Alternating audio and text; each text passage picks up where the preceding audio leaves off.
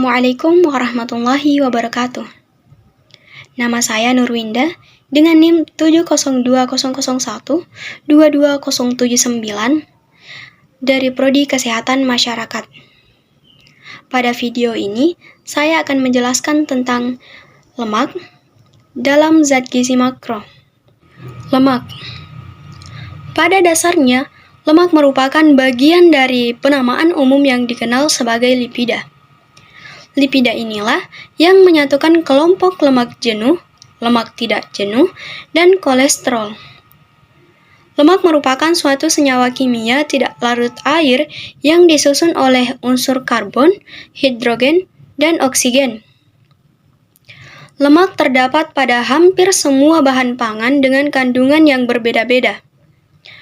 Lemak hewani mengandung banyak sterol yang disebut kolesterol, sedangkan lemak nabati mengandung fitosterol dan lebih banyak mengandung asam lemak tak jenuh sehingga umumnya berbentuk cair.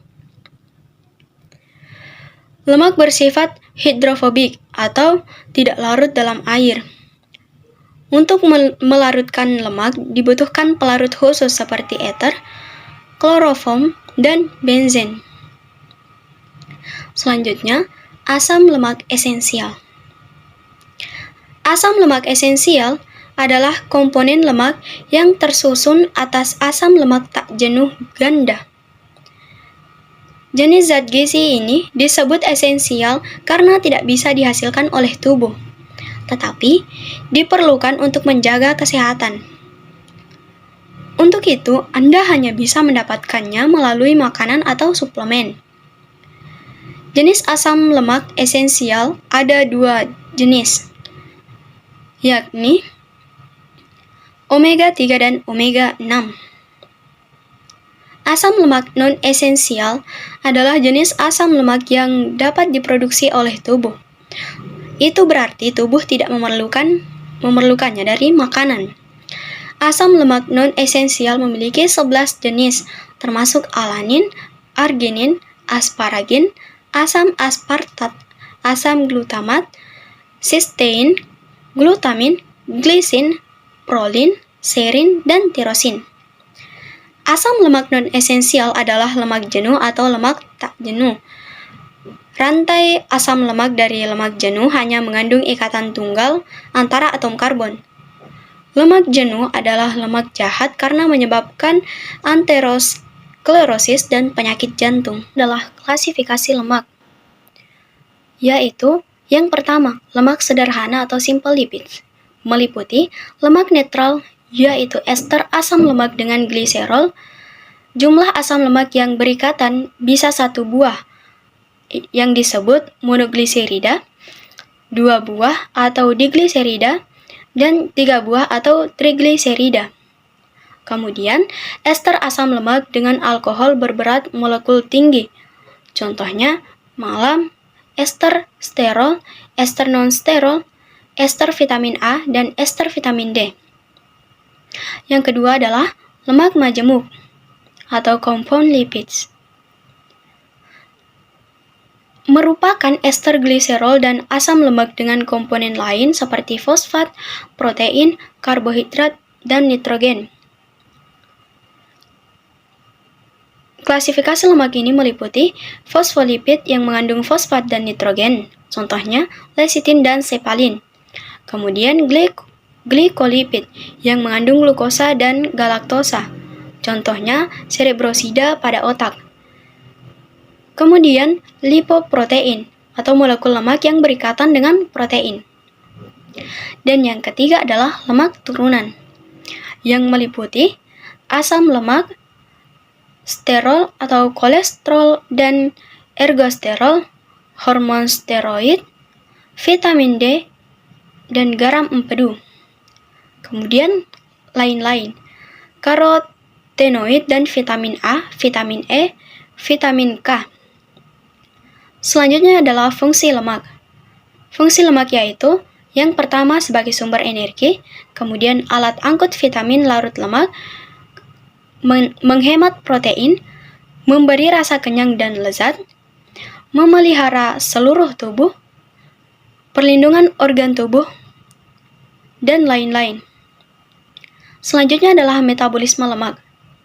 Pencernaan lemak tidak terjadi di mulut dan lambung, karena di tempat tersebut tidak terdapat enzim lipase yang dapat menghidrolisis atau memecah lemak. Pencernaan lemak terjadi di dalam usus. Lemak keluar dari lambung dan masuk ke usus sehingga merangsang hormon kolesistokinin. Hormon ini menyebabkan kantong empedu berkontraksi sehingga mengeluarkan cairan empedu ke dalam duodenum atau usus 12 jari.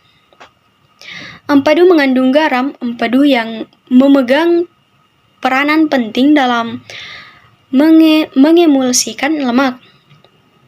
Emulsi lemak merupakan pemecahan lemak menjadi butiran lemak yang kecil agar mudah dihidrolisis oleh enzim lipase.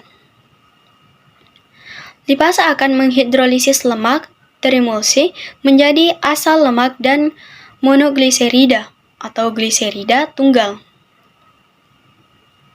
52 absorpsi lemak terutama terjadi di dalam jejunum. Hasil pencernaan lemak diabsorpsi ke dalam mukosa usus halus dengan cara difusi pasif. Absorpsi lemak sebagian besar 70% terjadi di usus. Selanjutnya adalah sumber dan kebutuhan lemak.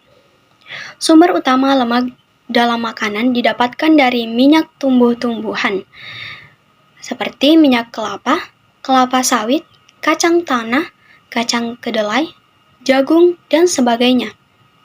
Mentega, margarin, dan lemak hewan yang meliputi lemak daging dan ayam.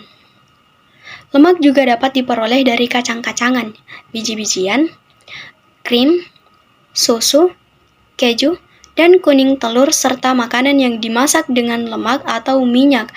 Sayuran dan buah-buahan kecuali alpukat sangat sedikit mengandung lemak. Kebutuhan konsumsi lemak menurut anjuran WHO ialah sebanyak 15-30% dari kebutuhan energi total. Jumlah ini memenuhi kebutuhan asam lemak esensial dan untuk membantu penyerapan vitamin larut lemak. Di antara lemak yang dikonsumsi sehari, paling banyak dianjurkan adalah 10% dari kebutuhan energi total yang berasal dari lemak jenuh dan 3-7% dari lemak tak jenuh, ganda. Sedangkan konsumsi kolesterol yang dianjurkan adalah lebih sedikit atau sama dengan 300 mg sehari. Selanjutnya adalah akibat kekurangan lemak, yaitu yang pertama kulit menjadi kasar dan kering atau keratosis pilaris, rambut menjadi kering dan berketumbe, kuku-kuku menjadi rapuh, kurang konsentrasi, emosional, depresi, dan sering mengalami kecemasan. Mungkin cukup sekian yang sempat saya sampaikan. Lebih dan kurangnya mohon dimaafkan. Minallahi musta'anu alaihi tiklan. Wassalamualaikum warahmatullahi wabarakatuh.